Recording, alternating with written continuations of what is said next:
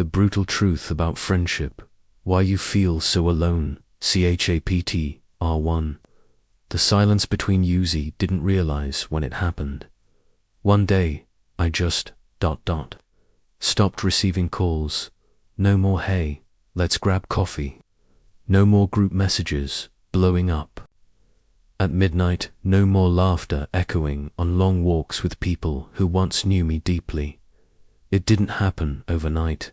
It was slow, subtle, like watching ice melt, drop by drop, until all that's left is a puddle of what used to be, and maybe you feel it too. That haunting silence, that uncomfortable emptiness that creeps in when life gets too loud, yet no one truly hears you. We live in the most connected era in human history.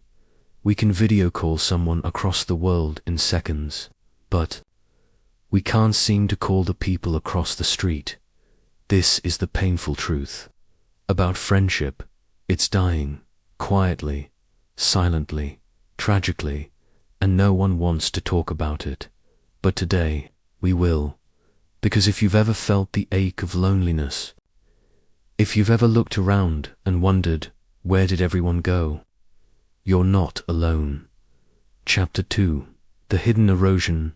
Harvard Business Review recently called it what it is. A brutal, thought-provoking truth. The decline of friendship. And they were right. Friendship isn't what it used to be. We've replaced deep connection with convenient connection. We swipe, we scroll, we double tap, but we don't feel. We don't sit in silence with someone's pain. We don't truly know each other anymore, only the highlights, the reels, the filtered smiles. The data is terrifying. Studies now show that over 50% of adults report having fewer than 3 close friends. Many have none. We are a generation connected to Wi-Fi, but disconnected from each other. We ghost. We cancel plans last minute. We prioritize productivity over presence. And in the process, we've lost something ancient, something sacred, the soul-healing power of real friendship. What's worse, we tell ourselves we're too busy, but the truth is, we've forgotten how to show up for each other because we're too busy surviving. Chapter 3. Loneliness is the new normal. Let's be honest, loneliness isn't rare anymore. It's routine. You feel it at the birthday party, surrounded by people. You feel it when your achievements go unnoticed. You feel it when no one checks in, even when you're clearly not okay. Loneliness doesn't always mean being alone. It means being unseen. And here's the kicker. Our loneliness is self-created. We live in a culture that praises independence. We're told, don't rely on anyone. Stay in your lane. Do you? But humans weren't wired for isolation. We're tribal creatures. Our nervous system calms in the presence of safety, of connection. Motivational speakers tell you to cut people off. Stoicism teaches you to be self-sufficient. But let's not confuse independence with isolation. Even Marcus Aurelius wrote in Meditations, we are made for cooperation.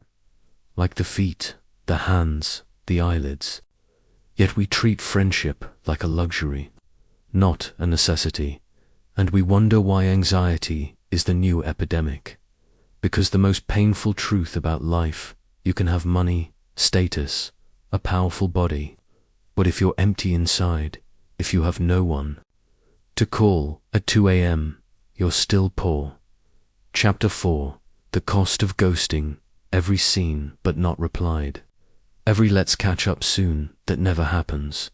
Every happy birthday with no real emotion behind it. It all adds up to a life of shallow ties and invisible suffering. We ghost people thinking it protects our peace, but it destroys something deeper. The foundation of trust we forget. Friendship isn't about constant communication. It's about consistent care. Not everyone needs your time. but someone out there is praying for your presence. If you don't water the plant, it dies. Friendship is the same. And yes, it's not always their fault. You've changed. They've changed. That's life. But growth doesn't always mean separation.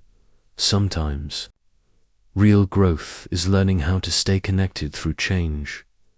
But that requires effort. It requires emotional maturity.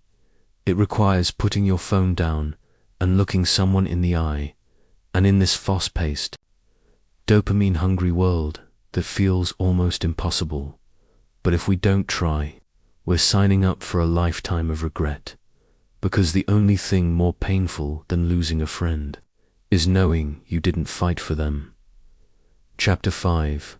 Rebuilding what's broken. So, what now? What do we do with this truth? We don't numb it. We don't scroll past it. We don't say, it is what it is. We wake up. We reach out first. We send the awkward message. We say, hey, I miss you. We rebuild, brick by brick. One vulnerable conversation at a time. Because here's the truth. Friendship isn't found. It's built.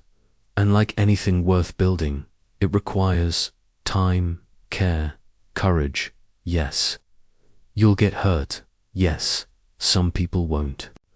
Show up. Yes. Some chapters will close. But don't let that harden you. Let it humble you.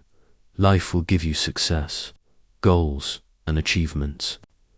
But if you don't have someone to share them with, they're hollow. So send that message. Call that friend. Reignite that bond before the silence between you becomes permanent. Because, in the end, when the career ends, when the applause fades, when the crowds go home, all that's left is who loved you and who you loved back. Ending message. If this message touched something in you, you know what to do. Share this video with the one friend you miss. Comment below, I'm choosing to rebuild, because the brutal truth is, we're lonelier than ever. But the beautiful truth, we don't have to be.